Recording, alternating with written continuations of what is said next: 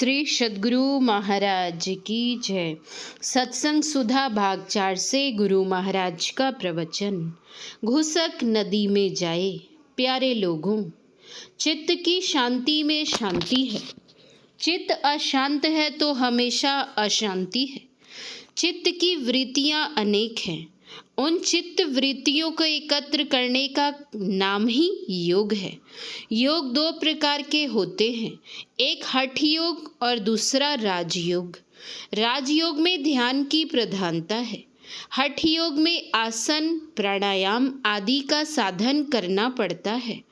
इसमें यही प्रधान है। हमारे कुलगुरु तांत्रिक थे। उनका मंत्र अभी भी याद है। एक मंत्र यह भी बताया था कि तुम शिकार मत करना, हिंसा नहीं करना। यह मंत्र मुझे आज तक याद है। होते होते कई गुरु हमारे हुए। यहाँ भागलपुर में बाबा देवी साहब का प्रचार आया। उनका प्रचार पुरानिया भी पहुँचा। वहाँ से दौड़कर मैं यहाँ आया। यहाँ मायागंज में एक वकील थे, बाबू राजेंद्र सिंह जी। उनसे मैंने दृष्टि योग की दीक्षा ली। मैंने उनको गुरु जानकर प्रणाम किया। उन्होंने कहा, आपका गुरु मैं नहीं, गुरु बाबा देवी साहब मुरादाबाद वाले हैं। बाबा देवी साहब जब यहाँ मायागंज आए तो मैं भी यहाँ आया। यहाँ एक सत्संग घर भी था।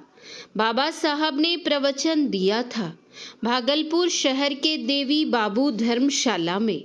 मैंने दीक्षा यहीं मायागंज में ली थी। बाबा साहब ने कहा था, ध्यान योग उत्तम है। भगवान श्री कृष्ण ने भी ध्यान योग बताया है। गीता में एक अध्याय ध्यान योग का है। प्राणायाम योग का कोई अध्याय गीता में नहीं है। खोज कर देख लीजिए। ध्यान के लिए बात प्रत्यक्ष है। कहते हैं ध्यान देकर सुनो। बच्चों को कहते हैं ध्यान देकर पढ़ो। बच्चा सयाना होता है तो लिखने के लिए सिखाया जाता है, रात में, अंधकार में नहीं। बच्चा पूछता है कि अ क्यों कहूँ, क क्यों कहूँ। बच्चे में श्रद्धा होती है। इसी तरह जो श्रद्धाशील हैं उनको ज्ञान होता है। जो श्रद्धाशील नहीं है उसको कोटि जन्मों में भी ज्ञान नहीं होता। इसीलिए लोगों को श्रद्धाशील होना चाहिए। कोई तर्क नहीं कि इसको का क्यों कहें। तर्क करने वाले तर्क करते ही रहते हैं, असलियत को नहीं पाते हैं। कबीर साहब के कबीर चौरा काशी में जाकर देखा। अमृतसर में गुरु नानक साहब के केंद्र को जाकर देखा। वहाँ केवल गुरु ग्रंथ साहब का पाठ होता है। हमारे गुरु महाराज बाबा देवी साहब ने समझा कर कहा। समझाकर कहने से बहुत लोग समझते हैं। एक कथा कहता हूँ। नदी किनारे घर किया, कर्जा करी करी खाए। कर्जदार जब मांगन आवे, घुसक नदी में जाए। आपको बड़ी हंसी लगेगी। इस शरीर के अंदर में यह ऊपर का खोपड़ा, एक भाग, और नीचे से इसका मिलन, तब यह शरीर है। इससे इंगला और पिंगला की धारें हैं। इंगला और पिंगला के बीच सुषुम्ना है। सुषुम्ना के किनारे लोग रहें और हैं भी यही कर्म करते हैं। कर्म का फल तो होता ही है। कर्म करते हैं तो कर्जा करते हैं। कर्म करना छोड़ दें तो कर्जा नहीं होगा। जो जानते हैं कहाँ रहने से कर्म फल नहीं लगेगा तो सुषुम्ना में जाओ, कर्म फल से बच जाओगे। सुषुम्ना के तीर में नहीं, सुषुम्ना में डूबो। एक कथा और है। एक राजा शिकार खेलने के लिए जंगल गया। वहाँ एक सुंदर बालक को देखा। वह बालक मुनि का पुत्र था। राजा ने उस मुनि बालक से कहा, तुम मेरे साथ चलो, मुनि बालक ने कहा, तुम मुझे अपने साथ ले जाकर क्या करोगे? राजा ने कहा, मैं जो खाऊंगा तुमको भी वही खिलाऊंगा, जो उत्तम वस्त्र मैं पहनूंगा वही तुमको भी पहनाऊंगा, और जो पहरेदार हमारी रक्षा में पहरा करता है वह तुम्हारा भी रात में जगकर पहरा करेगा। मुनि बालक ने कहा, नहीं, तुम मत खाओ, मुझे खिलाओ, तुम मत पहनो, मुझे पहनाओ, और जब मैं सो जाऊं तो तुम जगकर पहरा करो। राजा ने कहा, ऐसा नहीं होगा। मुनि बालक ने कहा, तब तुम्हारे साथ मैं नहीं जाऊंगा। मेरे राजा ऐसे हैं जो स्वयं नहीं खाते, मुझे खिलाते हैं, अपने स्वयं कुछ नहीं पहनते, मुझे पहनाते हैं, और मैं सो जाता हूँ तो जगकर मेरा पहरा करते हैं। मेरे ऐसे राजा हैं। ऐसे राजा कौन हैं? यही है ईश्वर परमात्मा, जो सबको खिलाते हैं, पिलाते हैं, सुलाते हैं, लेकिन वे अपने स्वयं कुछ नहीं खाते, कुछ नहीं पहनते, और वे सबका पहरा करते हैं। उनको रहने का घर नहीं है, वे ही सब कुछ करते हैं और कुछ भी नहीं करते हैं। इस प्रकार उनका संसार में रहना होता है। गोस्वामी तुलसीदास जी ने बड़ा ही अच्छा रामचरितमानस में लिखा है, व्यापक व्याप्य अखंड अनंता, अखिल अमोघ शक्ति भगवंता। उन्हीं के पास जाओ, उनको पाओ, वहीं शांति मिलेगी। कहाँ तक जाओ? तो संत दादू दयाल जी महाराज ने कहा, अविगत अंत अंत अंतर पट, अगम अगाध अगोई। अंतर के अंतिम पट में चले जाओ।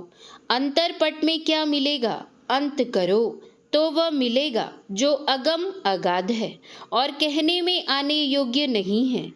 इसी को गोस्वामी तुलसीदास जी महाराज ने लिखा, निरुपम न उपमान, राम समान राम निगम कहे, जिमि कोटि सत खद्योत सम रवि, कहत यति लघुता लहे। कितनी ही उपमा दो तो वह वैसी ही होगी जैसे करोड़ों जुगनुओं को सूर्य के समान कहना। राम के लिए कोई उपमा नहीं है। सब में रहते हुए सबसे निर्लिप्त है। वे बाहर में प्रत्यक्ष नहीं है। अंदर में जाने से बाहरी ज्ञान से छूट जाता है, तब ईश्वर दर्शन होता है। इंद्रिय ज्ञान से यहाँ तक कि जहाँ मन बुद्धि आदि छूट जाएं, वहाँ दर्शन होगा। लेकिन जिसको समाधि कहते हैं वह तुरीयातीतावस्था में होती है। थोड़े में संतुष्ट होने की आदत डालो। जो लालची है उसको शांति नहीं मिलेगी। शेख शादी में कहा है, कयानत तमंगर कुनद मर्दरा, मतलब है संतुष्टि आदमी को मातबर बना देती है। यह दुनिया के तमाम लालचियों को कह दो। वे दूसरे देश के थे, लेकिन बात उन्होंने ठीक कही है। आदमी को शांति चाहिए तो ईश्वर को पाना चाहिए। ईश्वर को पाने के लिए अपने अंदर चलना चाहिए। अंतर चलने के लिए देखना और सुनना होगा। इसलिए दृष्टि साधन और शब्द साधन कीजिए। गुरु नानक देव जी ने कहा, शब्द ततु बिरज संसार, शब्दु निरालमु अपर अपार, शब्द विचारी तरे बहु भेसा, नानक भेद न शब्द अलेसा, शब्द सुरति भया परगासा, सबको करे शब्द की आशा, पंथी पंखी स्यों नित राता, नानक शब्द शब्दु पछाता। हाट बाट शब्द का खेलू, बिनु शब्द क्यों होवे मेलू। सारी सृष्टि शब्द के पाछे, नानक शब्द घटे घटी आछे। जो शब्द का अभ्यास करता है, दादानुसंधान करता है, वह ईश्वर को पाता है। बच्चा जन्म लेता है तो वह देखता है और सुनता है। तमाम संसार में देखना और सुनना है। तमाम कॉलेजों में देखना और सुनना है। देखना और सुनना बंद हो जाए तो कोई काम नहीं होगा। इसीलिए बाबा साहब ने दृष्टि योग और शब्द योग करने कहा। श्री सद्गुरु महाराज की जय। यह प्रवचन महर्षि में ही आश्रम कुप्पा घाट भागलपुर में 24/12/1978 ईस्वी को हुआ था।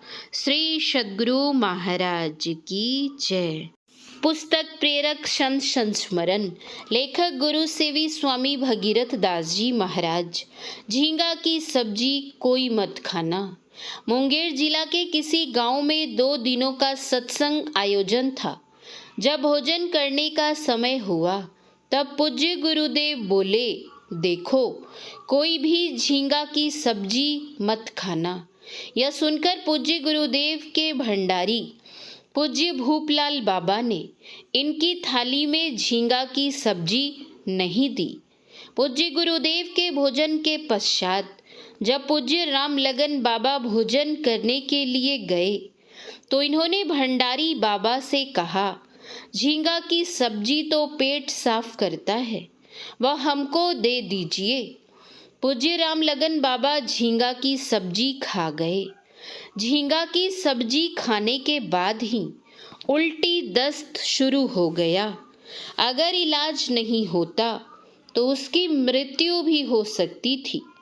पीछे पता चला कि सिरिंज के द्वारा झींगा में विष दे दिया गया था, जिसका संकेत अंतर्यामी पूज्य गुरुदेव पहले ही कर दिए थे। श्री सद्गुरु महाराज की जय।